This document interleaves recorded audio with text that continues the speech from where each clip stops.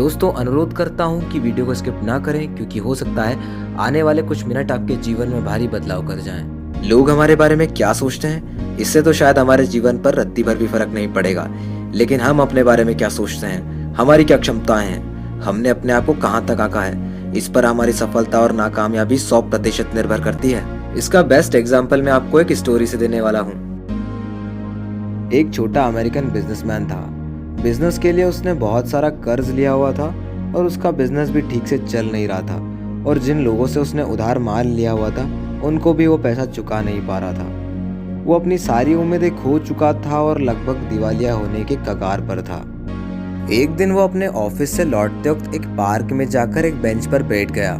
इतने में टहलते हुए वहां पर एक बूढ़ा आदमी आया और उस बिजनेसमैन को मायूस बैठे देख उस बूढ़े आदमी ने पूछा, क्या तुम्हें कोई प्रॉब्लम है?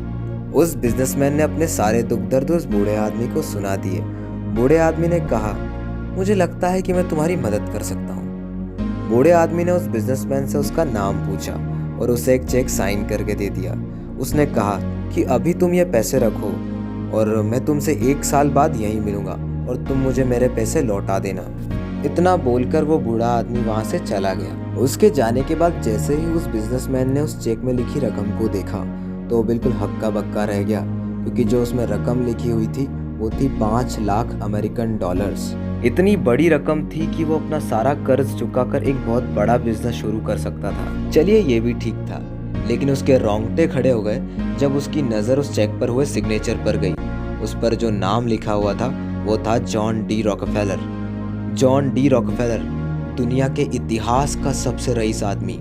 उस बिजनेसमैन ने फैसला लिया कि वो उस चेक को कैश नहीं करवाएगा, और अगर ज़्यादा ही प्रॉब्लम हुई तो फिर उसे कैश करवा लेगा। समय निकलता गया। अब वो धीरे धीरे चीज़ों को संभालने लगा। उसने अपना बिजनेस भी ठीक कर लिया और जिन लोगों से उसने पैसे लिए थे उनको भी उनका पैसा चुका दिया। अब वो बहुत मुनाफा कमा रहा था, लेकिन अभी तक उसने उस बूढ़े आदमी के दिए हुए चेक को कैश नहीं करवाया था। अब 1 साल पूरा हो चुका था और वो बिजनेसमैन जॉन डी रॉकफेलर यानी उस बूढ़े आदमी का चेक उसे वापस करने के लिए उसी पार्क में वापस गया, लेकिन वो बूढ़ा आदमी नहीं आया। अब ये बिजनेसमैन रोज उस बूढ़े आदमी का उसी पार्क में इंतजार करता।